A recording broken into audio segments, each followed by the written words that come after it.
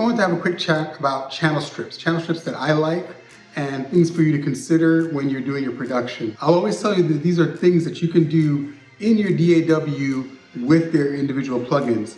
I don't know if any of the other DAWs have channel strips. I'll have to check to be sure about that.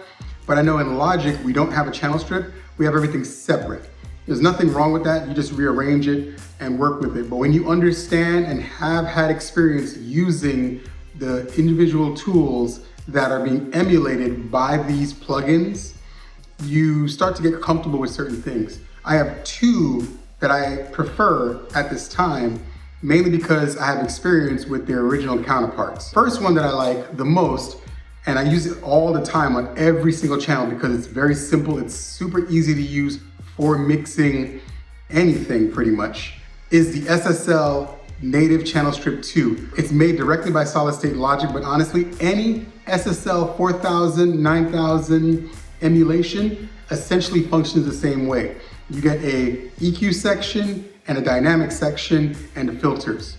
And you can interchange on the Channel Strip 2, which is that one right here. You can easily interchange the position of the filter, the dynamics, and the EQ. That's perfect for finalizing your mix on a record you're working on. And I love working with it. It's super easy for me because I've had experience with the 4000 and the 9000 console. The behavior is not that different.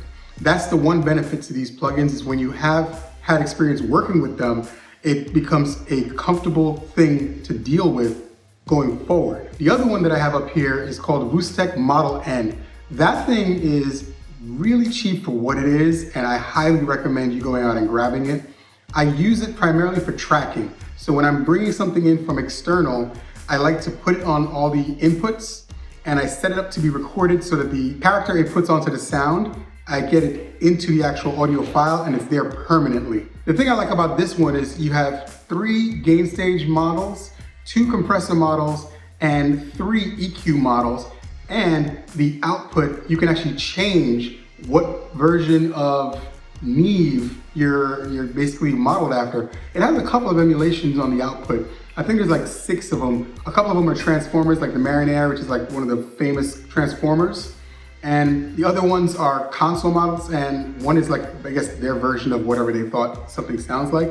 The characters are pretty cool. Plus, you can also age the plugin. It usually starts off in the middle section, but you can turn it and crank it to be old or new, and the character does change. The sound does change. So it gives you a lot of flexibility on how you want to use it. And that's why I use it to make the character of what I'm recording feel a certain way. And then I can go forward and mix it with the SSL super easy. So those are my 2 favorite channel strips at this time. So write down in the comments, what are some of your favorite channel strips? Again, you don't need these channel strips to mix the sound in your DAW. The ones that come in your DAW are pretty solid for most cases.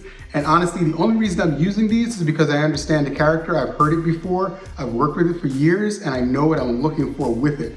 It doesn't mean that it's not a good thing to try out if you really like it. And once you like it, turn it into something else. But understand that before I got here, I learned how to use the EQs and plugins in Logic to the best of their abilities before I decided to say, I want something more.